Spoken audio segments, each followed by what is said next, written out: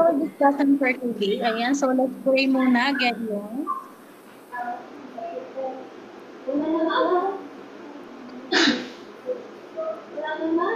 English. Camera. Gideon, let's pray,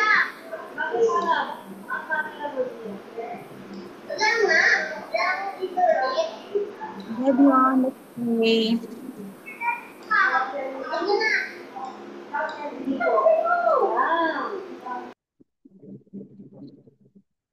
Gideon, where are you, Gideon? Let's pray.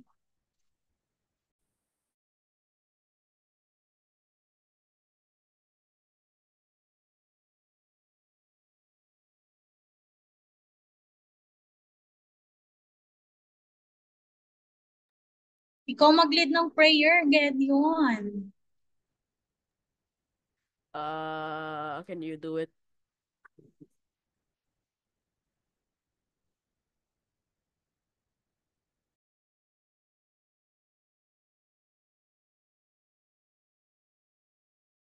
Teacher, can you do it?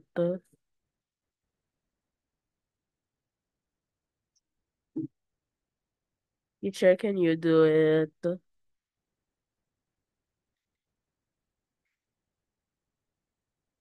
You're muted. Okay, let's do it na lang. Okay, everyone close their eyes and bow our head. Lord, thank you for this day. Thank you for all the blessings that we have. Please help us and guide us to understand our topic for today about the place value of a decimal. In Jesus' name we pray. Amen. Ayan. So for today is we're going to study the place value of a decimal number. Ayan. Do you remember what the place value is? Sige nga, sino nakaka-remember kung ano yung place value? Nagtaas ng kamay si Gayen. Sige nga, Gayen. Do you remember what the place value is? Yes. Okay, what is the place value? It tells what? It tells the value of a number. It tells what? The value of the value of the number like ones, tens, hundreds, thousands. Okay, very good naman po. Ang babaang lalaki na to. Yan. Very good naman ang ekalal natin. Ano? So, ang place value tells the value of a digits in a number or its place. Ayan. So, now, is we're going to study ayun nga, yung place value nga ulit ng numbers sa ating decimal point. Ayan. So, let me share this to you. Wala pa.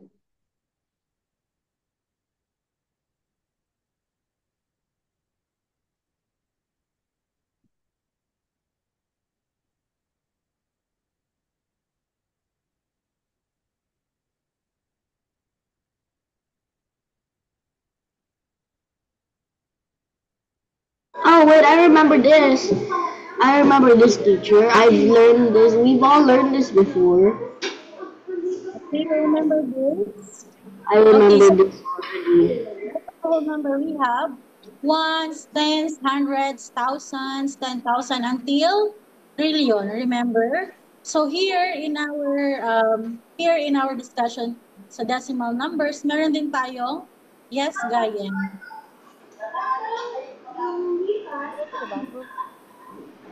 Yes, Gayen. Yes.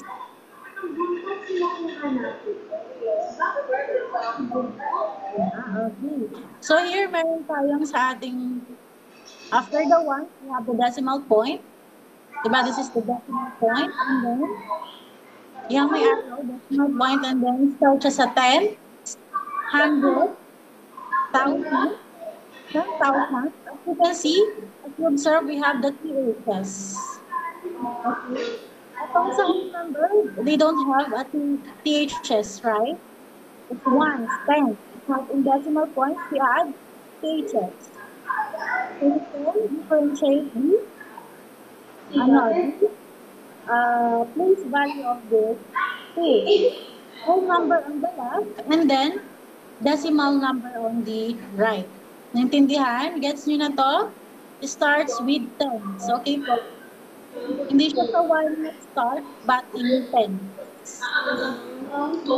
After ito, screenshot. Marunong kayo mag-screenshot? Sige, Bando. Ikaw, Bando. Gusto mo ba ito? Notes. Teacher, screenshot. Screenshot. I sent it to the chat. Ikotin mo. Okay, okay na. So we have this one. Okay, let's try. Wow.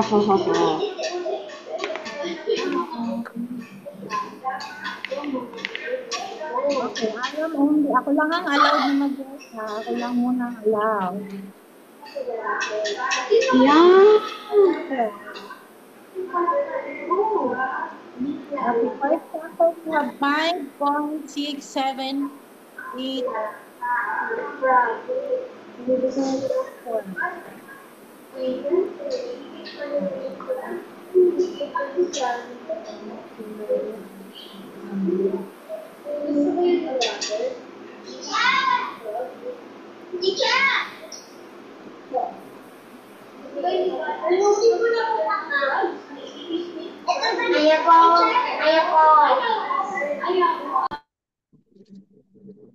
Ayan, mute muna natin na para ako lang marinig.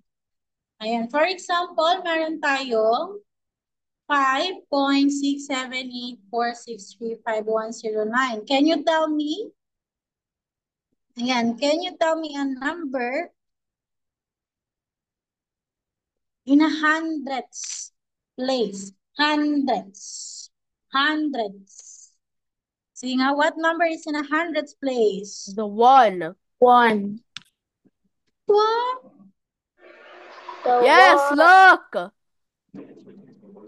No. Look, see? You didn't see the pictures kanina. You start from, di ba? Yung sa whole number, we start putting the place value from the right? 7. But here, in decimal number, you're going to start from the left side. Left side, this one. So, Wait, Yeah. so the real one is So, AKA, wait lang, the decimal point is the ones already. The decimal point. And then, ito ang tens, diba? Tens. yeah, 10 with TH. 10 with TH. See? 10. With 10 with TH. Tens. Yeah, the decimal point is already the ones. And then it continues pa, this one. Continues pa. Okay. Makinig muna. 6 as tens, 7 as hundreds, 1,000 at 8, and so on. Okay po? Okay. What number in a thousands with 1,000 please? What number? In the thousands place, Yes. this one, number 8. Number 8. How about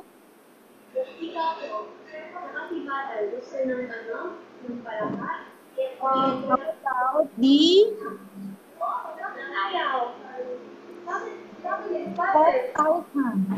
10,000? 10,000.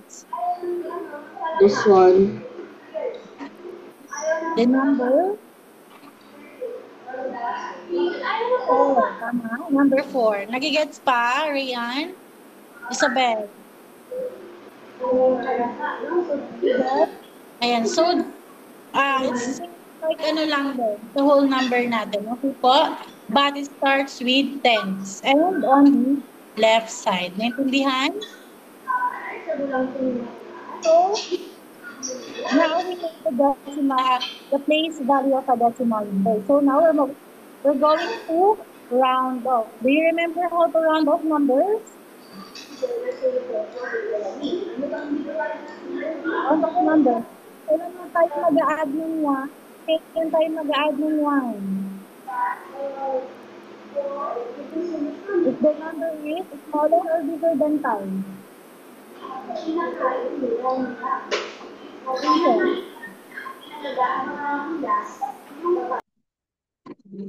Smaller or bigger than 5? When tayo mag-add ng 1, princess?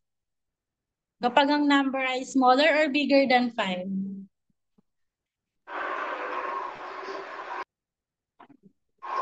Kapag smaller is hindi mo muna ipabago. Pag bigger, ipa-plus mo po siya.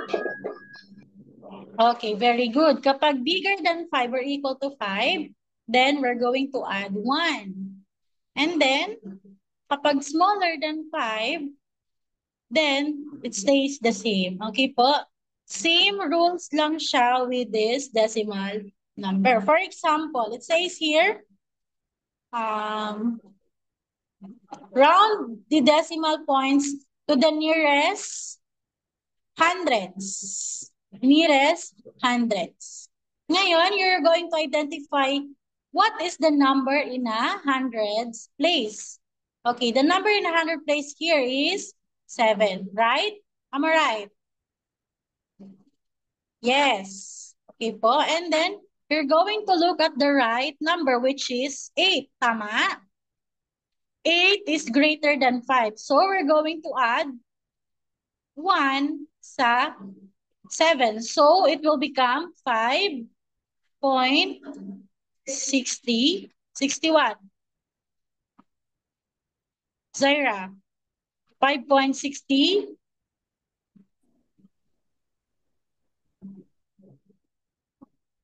You add 1 to 7, no? You add 1. We're adding of numbers.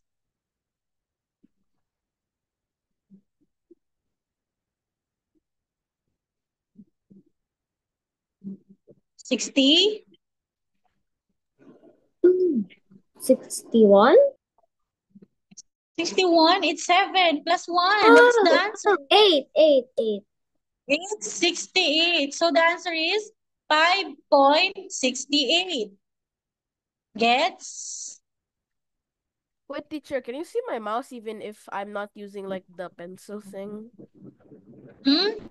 Like I'm like using my mouse on the whiteboard. Do you see it? Yeah, you're using your mouse. Yeah, do you see it? Ako muna. Teacher lang muna. Okay, next. Oh, sino nag-erase? Oh, teacher lang muna.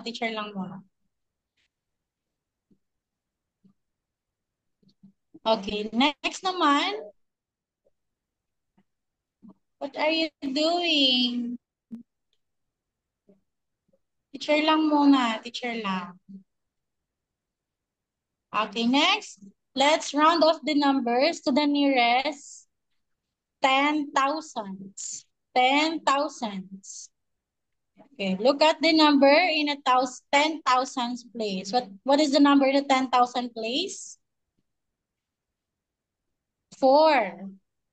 Okay, we have 4. And look at the right number beside. We have 6. It is bigger than 5. So what will happen to 4?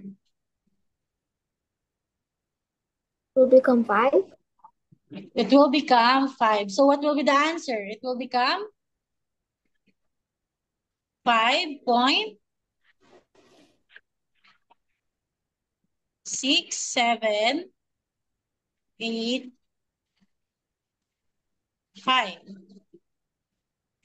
Tama? Okay, that's it. Para lang tayo round up ng whole number. Naintindihan po? May question po? Okay, in your NB3, where is your NB3? NB3? Teacher, Zaira actually has my notebook, so I can't get it. Accidentally brought it home. I don't have it. Oh, okay. Kahit sa NB1. NB1 lang. NB1. Okay, teacher. Okay, let's have 6.78945.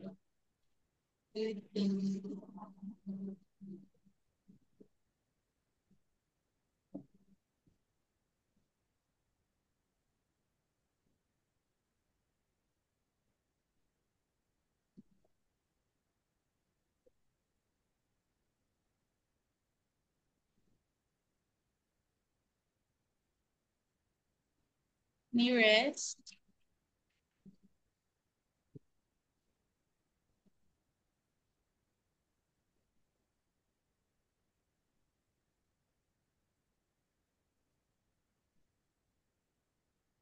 Huwag niyong baguhin.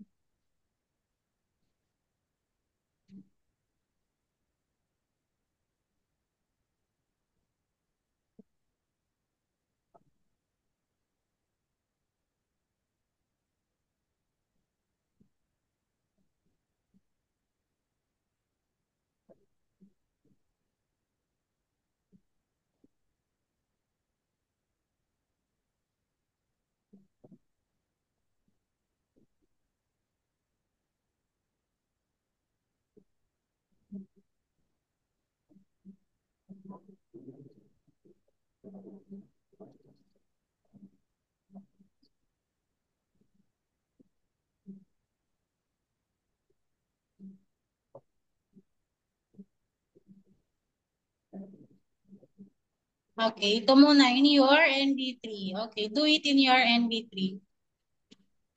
NV3 or NV1.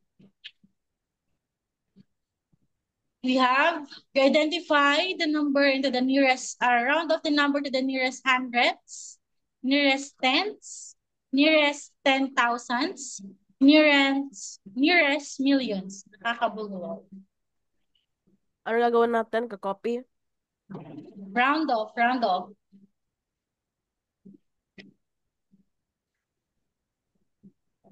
So, teacher, yung ones dito nagsistart ba? Start sa point. Start sa 7 as 10. Teacher, do we have to round it off? So, ito yung ones.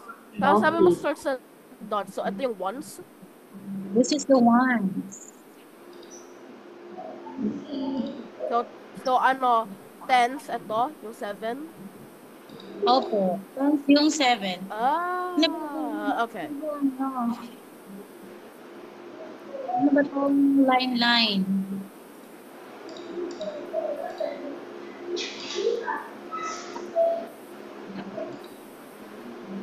Teacher, I forgot how to round off. I forgot how to round off, teacher.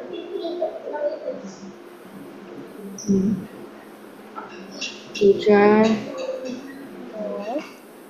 I forgot how to round. Huh? I forgot how to round off. You forgot how to round off? Diba if the number is bigger than 5 or equal to the left? Diba? Huh? Diba if the right, for example, nearest 100. Ayan, simutan natin to. Nearest 100. So what is the number in hundreds place here? We have 8. So look at the right number beside. We have 9. Okay, we have 9. Now, bigger than 5. So, we're going to add 1 dito sa 8. Okay. Oh. Right, left, right, left. And then, 8 will become what? It will become 9. And then the rest will become 0. yes. And then Oh. pang hindi right. Okay? It will become 6.70. 9. Gets? Yes.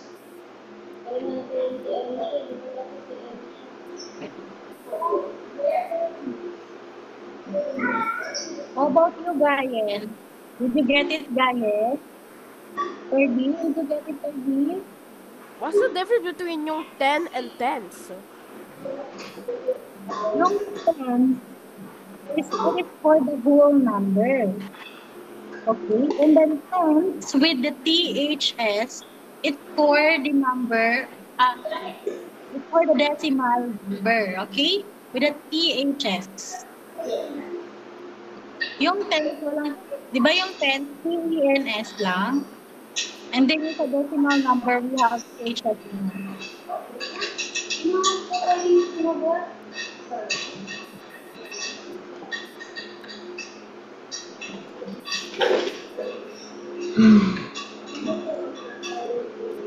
Diba?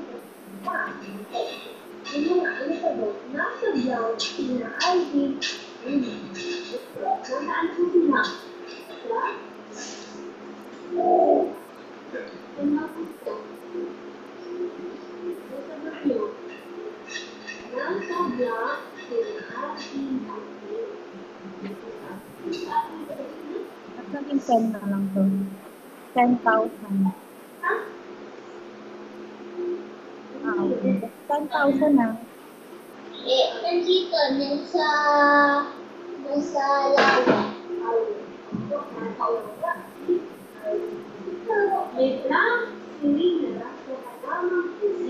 Pero if it's a number lower than 5, you have to minus. So, we're going to add 1. Add. Kapag smaller than 5, say the 6. Oh.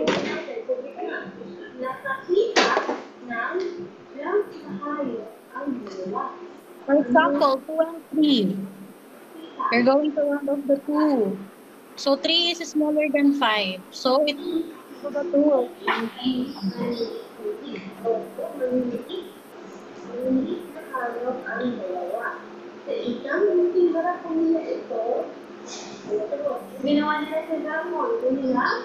Yeah, that's answered.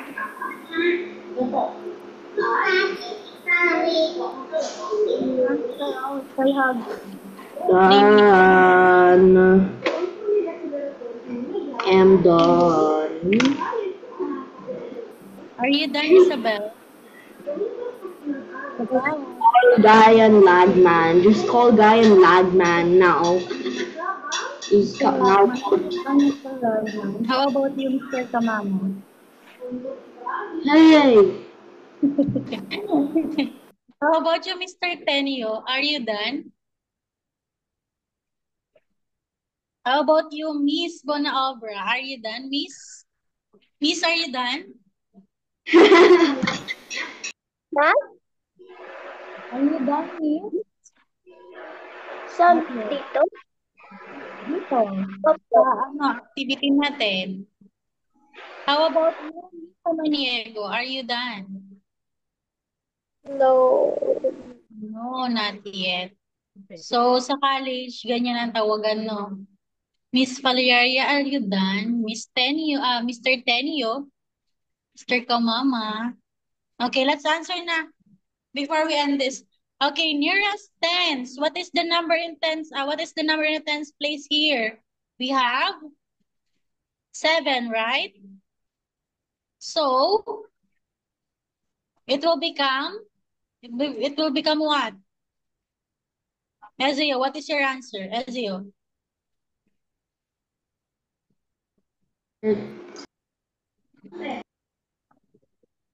My answer? Not go to the nearest ten. Tens? 10.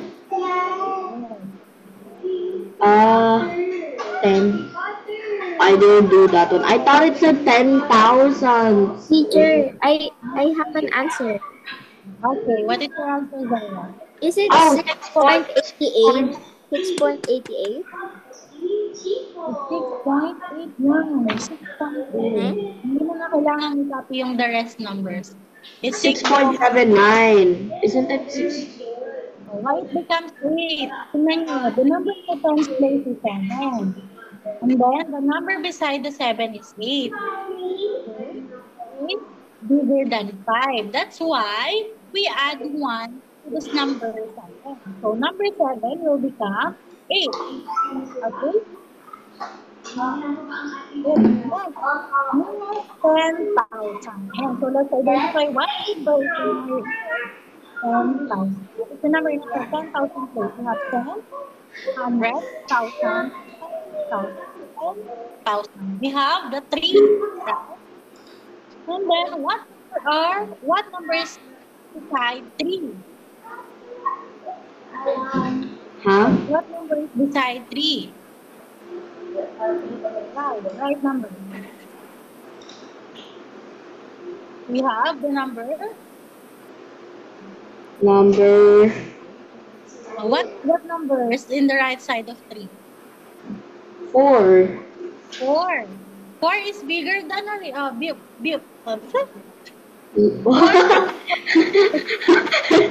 lang yung... Ano ba yan, teacher? Okay. 4 is smaller or bigger than 5? Lower. Lower. So what will happen to 3? Huh? So what will happen to 3? It Become will bigger. the same. Bigger. It will stay the same. So the answer will be 6.7, 8, 9, and 3. Okay, stay the same lang siya kasi yung 4 is smaller than 5. Next, nearest millions. Ayan, so alin ba ang number dyan na sa millions place? We have tens, hundreds, thousands, 10,000s, 100,000s, and then we have the millions. We have the number 5. So what number is beside 5? Right beside. Yung right number nakatabi ng 5. What is the number? Gedeon. What is the number, Gedeon? 2. 2. So 2 is smaller or bigger than 5? Smaller. Smaller. So what will happen to 5? It will become? The same. 4. It will become same lang. Same lang. That's what I said. I said Hindi the mo same kasi, lang. hindi mo kasi nilaksan. Hindi ko kasi mapakinggan. So it will become 6.7, 8, 9, 3, 4, and 5. Same lang siya. Nagigets niya? Okay, so sa Monday is, i-continue natin yung ating discussions about this. Ayan, so paano? Yan, running out of time. Ayan, so sana is na-recall sa inyo paano tayo mag-round off ng numbers. Ayan siya, same lang sa pag-whole number. So that's all for today. Before we end this, let us pray. Ayan, Ezio, let us pray.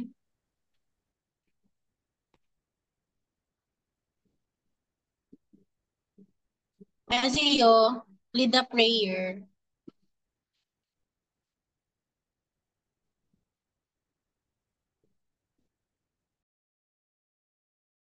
Okay, dear God, thank you for this class. Thank you for the online class. Thank you for the lesson we learned today and the food that we're gonna eat later. In Jesus' name we pray. Amen. Teacher, you're muted. You are Okay. muted. Hmm? Oh, never mind. I thought you were muted. Hindi naman. Okay, so now Bye, that's... Gabriel. See you later. Bye.